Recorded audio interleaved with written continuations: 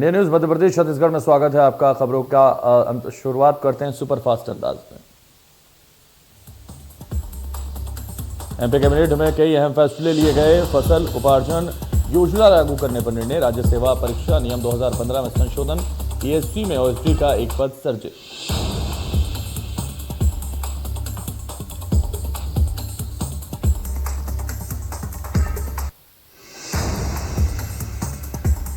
देश में 15 से 18 साल के बच्चों का कोरोना वैक्सीनेशन शुरू हो चुका है।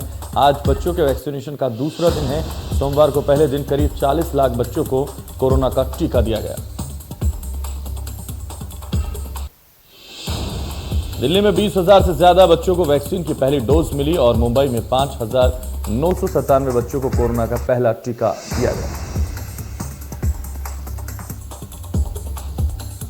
देश के हर राज्य में वैक्सीनेशन का यह नया मैराथन शुरू हो चुका है और राज्यों ने पूरे हौसलों के साथ बड़े बड़े लक्ष्य रखे हैं।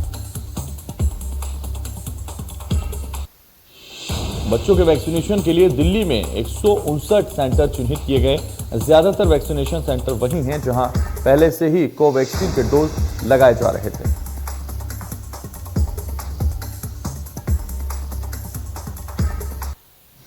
दिल्ली के मुख्यमंत्री अरविंद केजरीवाल ने ट्वीट कर जानकारी दी कि वो कोविड-19 पॉजिटिव आए हैं और उन्होंने खुद को घर में आइसोलेट कर लिया।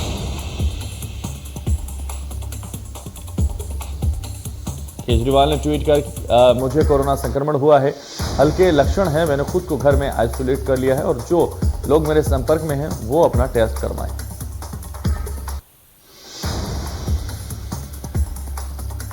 कालीचरण की जमानत याचिका खारिज। एडीजे विक्रम चंद्रा ने खारिज की जमानत याचिका।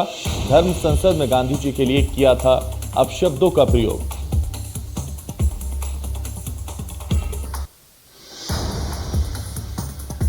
दिल्ली में कोविड के ओमिक्रॉन वेरिएंट से संक्रमण के 81% मामले हैं। ये खुलासा करते हुए दिल्ली के स्वास्थ्य मंत्री सत्येंद्र जैन ने इसके लिए केंद्र सरकार को जिम्मेदार ठहराया।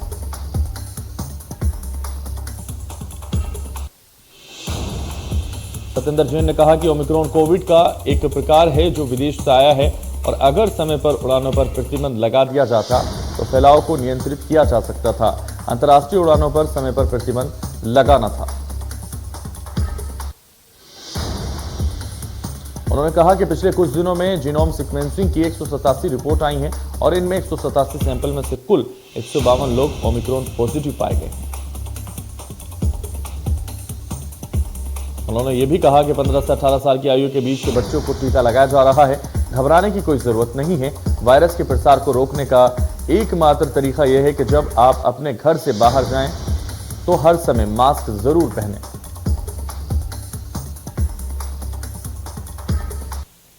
मध्य प्रदेश में कोरोना ब्लास्ट पिछले 24 घंटे में सामने आए हैं। 221 पॉजिटिव केस। सरकार कर सकती है कुछ और पाबंदियां लगाने पर विचार।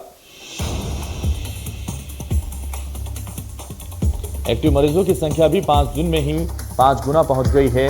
उज्जैन, रीवा, खंडवा, होशंगाबाद जैसे छोटे शहरों में भी अब 4 से 10 केस। उज्जैन में 13, रीवा में और खंडवा में भी केस बढ़े हैं।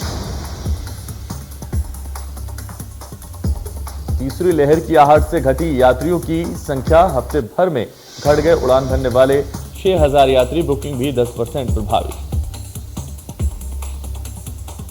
लोगों ने दूसरे राज्यों और हिल स्टेशन का बुक कराया था टिकट। लगभग 40% लोगों ने अपना टिकट किया कैंसिल।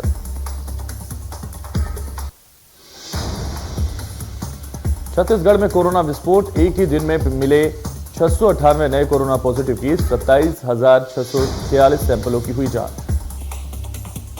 वहीं पॉजिटिविटी दर बढ़कर 2.52%। इलाज के बाद महज 29 लोग हुए ठीक। सबसे ज्यादा रायपुर में 222 नए पॉजिटिव। बिलासपुर में 133, रायगढ़ में 103, दुर्ग जिले में 43 केस। एक्टिव केसों की संख्या लगातार बढ़ी।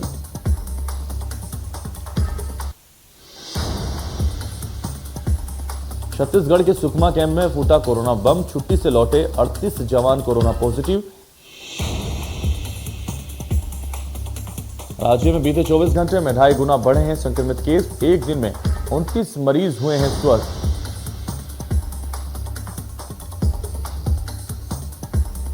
प्रदेश में जारी सर्दी का सितम। नम हवाओं के चलते प्रदेश में बढ़ी ठंड, इंदौर समेत कई जिलों में 11 से पार चला गया है तापमान। भोपाल, इंदौर समेत सभी जगहों पर बारिश की संभावना, लोग ले रहे हैं अलाव का सहारा।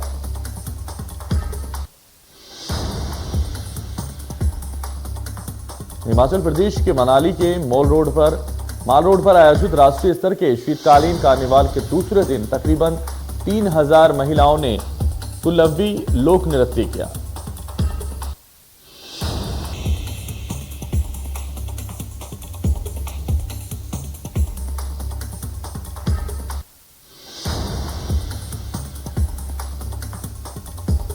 हिमाचल प्रदेश में लाहौल स्पीति के रोहतांग में भारी बर्फबारी हुई है। इसके बाद पर्यटकों की भीड़ देखी गई और उन्होंने जमकर मजे किए।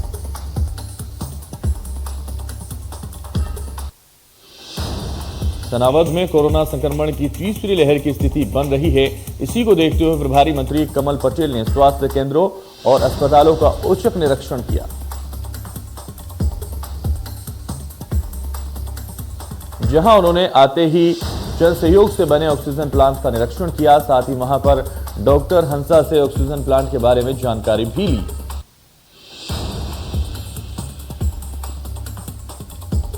वहीं उन्होंने मीडिया से बातचीत करते हुए कहा कि कोरोना वायरस की तीसरी लहर से पहले नागरिक जागरूक हो जाएं, मास्क और सोशल डिस्टेंसिंग का पालन जरूर करें। उन्होंने कहा कि कोरोना की तीसरी लहर में लॉकडाउन लगने की कोई संभावना नहीं है।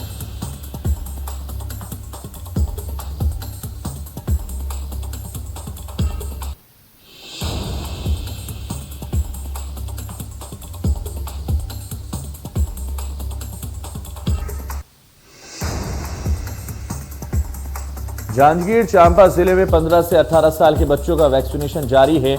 वैक्सीनेशन का आज दूसरा दिन, पहले दिन 8,881 बच्चों को वैक्सीन लगाया गया था।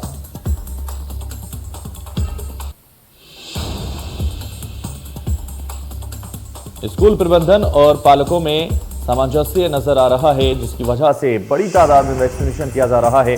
स्वास्थ्य अमला भी पूरी मेहनत के साथ कार्य को अंजाम देता हुआ देखा जा रहा है। जांजगीर के गट्टानी शासकीय कन्या हायर सेकेंडरी स्कूल में छात्राओं ने वैक्सीनेशन को लेकर उत्साह दिखाया और वहीं परिसर के अंदर काउंटर भी वैक्सीनेशन के लिए छात्राओं की कतारें नजर आई हैं।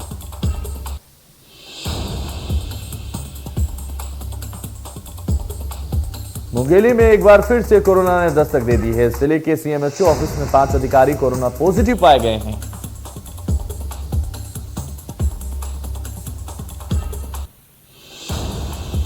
जिसके चलते पूरे ऑफिस में हड़कंप मचा हुआ है। सभी अधिकारियों के सैंपल जीनोम सीक्वेंसिंग के लिए भेजे गए हैं। सीएमएचओ ऑफिस में मचा है पूरी तरह से हड़कंप। कोरबा में नकाबपोशों ने रात के अंधेरे में चोरी की घटना को अंजाम दिया है। चोरों ने नया साल मनाने मायके आई महिला के घर का ताला तोड़कर सोने के जेवरात और घर में रखा नकदी पर हाथ साफ कर दी है।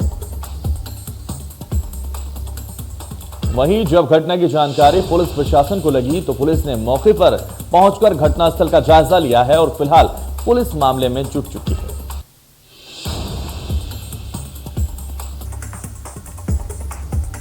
आदिशक्ति मां अंगार मोती आने जाने वाले आम जनता और श्रद्धालुओं से आदिशक्ति मां अंगार मोती ट्रस्ट समिति द्वारा बीच सड़क में रोककर अनावश्यक वाहन पार्किंग शुल्क लिया जा रहा है।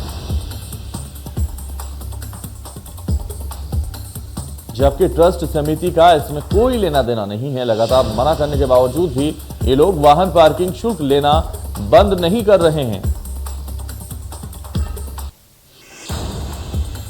मुख्य मार्ग में शीतला मंदिर से आगे वाहन प्रवेश के नाम पर अवैध वसूली करने वाले इन लोगों के खिलाफ तत्काल एफआईआर दर्ज किए जाने की मांग की जा रही है।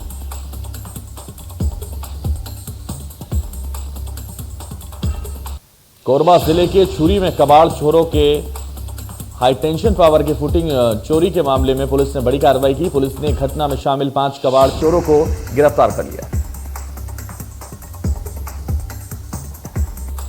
5 आरोपियों को न्यायिक रिमांड पर जेल भेज दिया गया। कटघोरा थाना क्षेत्र के छुरी में कबाड़ चोरों ने 400 केवी क्षमता के ट्रांसमिशन लाइन के टावर को ही अपना निशाना बनाते हुए टावर के फुटिंग को काट दिया था।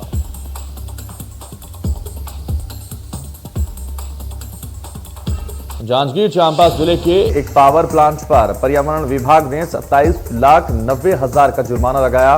इस पावर प्लांट के द्वारा पर्यावरणीय नियमों की अवहेलना की जा रही थी। मिली जानकारी के अनुसार पर्यावरण विभाग ने कुछ दिन पहले शांति जीडी पावर प्लांट का निरीक्षण किया था, जिसमें यह सब पाया गया था।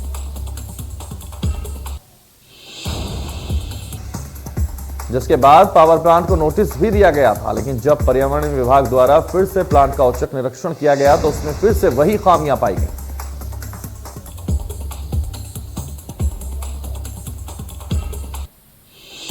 देश में कोरोना की तीसरी लहर की आशंका है और वहीं इससे निपटने की तैयारियां तेजी से कर दी गई हैं। अब तक 18 साल से नीचे के उम्र के बच्चे वैक्सीनेशन से महरूम थे, लेकिन अब उन्हें भी सुरक्षा कवच में लाया गया है।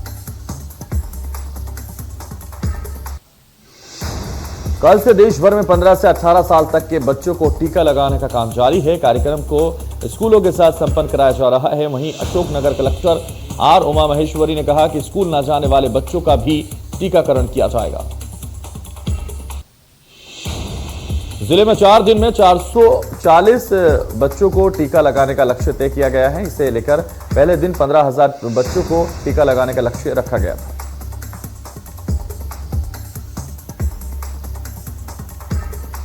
बैतूल में शराबी पति ने पत्नी पर केरोसिन डालकर लगाई आग, 40% झुलसी महिला। महिला को इलाज के लिए जिला अस्पताल में कराया गया भर्ती। मुल्ताई थाना क्षेत्र के लाखापुर गांव की घटना, पुलिस ने आरोपी पति को किया गिरफ्तार। ग्वालियर की होनहार छात्रा अनन्या जादौन ने केट एग्जाम का क्वालिफाई किया, 99.21 परसेंटाइल हासिल किए।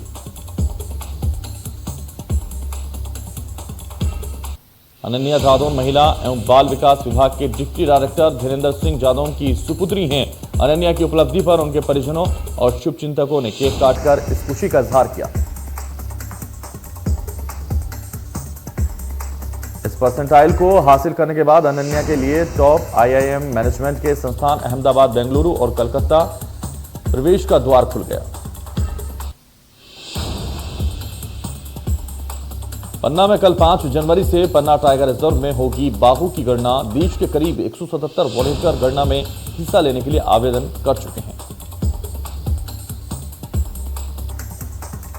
पन्ना टाइगर रिजर्व पन्ना ने सन 2018 की गणना में मध्य प्रदेश को टाइगर स्टेट का दर्जा दिलाने में निभाई थी महत्वपूर्ण भूमिका। 2009 में मध्य प्रदेश से छिन गया था टाइगर स्टेट का दर्जा।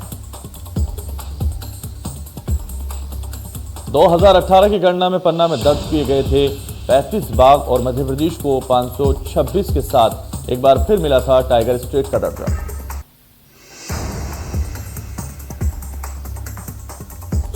मध्य प्रदेश एक बार फिर से मिल सकता है टाइगर स्टेट का दर्जा। हालांकि पिछली गणना में कर्नाटका के 2 भागों से पीछे रह गया था पन्ना और टाइगर रिजर्व पन्ना में वर्तमान में 70 से भी अधिक बाघ स्वच्छ मुद्रा में विचरण करते हैं।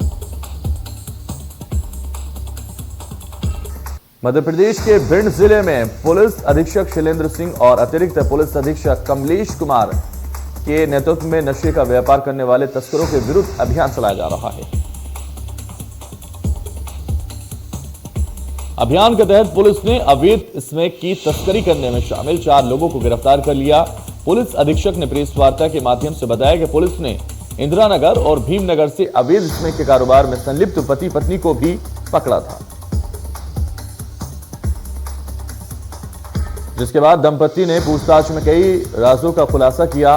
उन्होंने पूछताछ में पुलिस को बताया कि स्मैक को मिहोना के एक व्यक्ति से खरीद कर लाते थे और यहां लाकर नशेड़ियों को बेचते थे।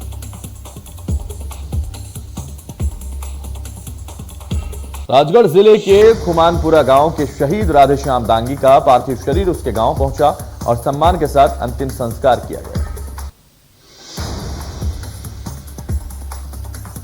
शहीद राधेश्याम दांगी सीआरपीएफ में एएसआई के पद पर चंडीगढ़ में पदस्थ थे। उनका ऑफिस में कार्य के दौरान हार्ट अटैक से निधन हो गया था। जशपुर जिले के पत्थल गांव विकास खंड के प्राथमिक स्कूल की हालत काफी जर्जर हो चुकी है। वहीं स्कूली छात्र छात्राओं को स्कूल में न पढ़ाकर गांव के सांस्कृतिक भवन में एक कमरे में बैठाकर पढ़ाया जाता है। वहीं स्कूल स्टाफ और गांव के सरपंच का कहना है कि उन्होंने स्कूल के जर्जर होने की जानकारी काफी समय पहले शिक्षा विभाग को दे दी थी और जल्द नया स्कूल भवन बनवाने का आग्रह भी किया गया था। लेकिन काफी वक्त बीत जाने के बावजूद आज तक ना तो शिक्षा विभाग की नींद टूटी है और न ही शासन प्रशासन के नुमाइंदे इस ओर झांक रहे हैं।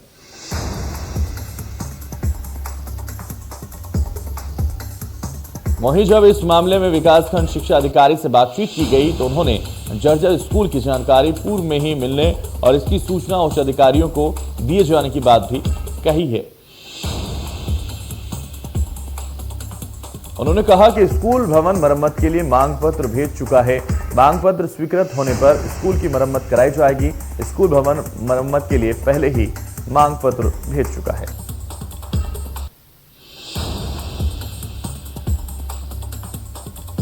देश में पिछले 24 घंटे में कोरोना के 37,379 नए केस आए सामने। एक दिन में 124 लोगों की मौत। देश में कोरोना 37,389 केस आए हैं। देश में एक दिन में 11,000 मरीज रिकवर भी हुए हैं। वहीं देश में एक्टिव केस की संख्या 1,71,000 के पार पहुंच चुकी है। मुंबई में 24 घंटे में 8,082 नए कोविड मामले सामने आए हैं। 2 मरीजों ने जान भी गंवाई है।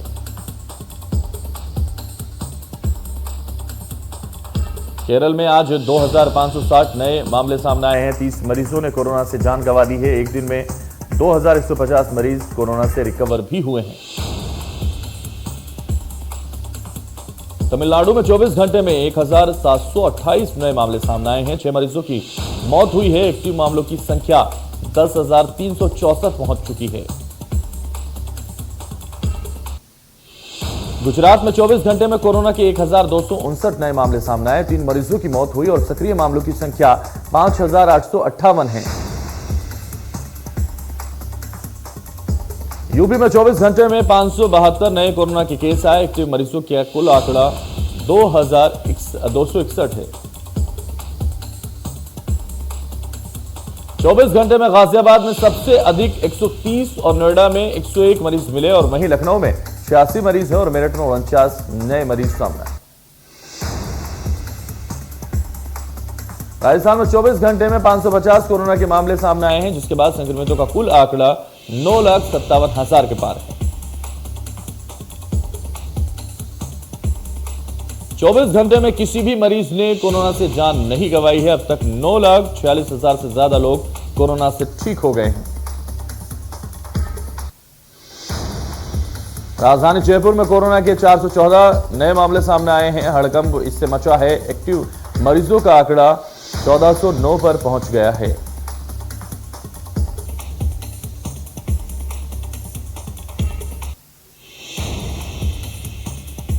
देश भर में कोरोना के नए वेरिएंट ओमिक्रॉन का खतरा लगातार तेजी से फैलता जा रहा है। देश के राज्यों में ओमिक्रॉन के मामले 1,892 केस अब तक मिल चुके हैं। महाराष्ट्र में ओमिक्रॉन के कुल 510 मामले हैं। वहीं राज्य में 193 मरीज रिकवर भी हो चुके हैं। दिल्ली में एक दिन में ओमिक्रॉन के 57 नए केस मिले हैं। इसके साथ दिल्ली में ओमिक्रॉन के कुल 351 मरीज जा पहुंचे हैं।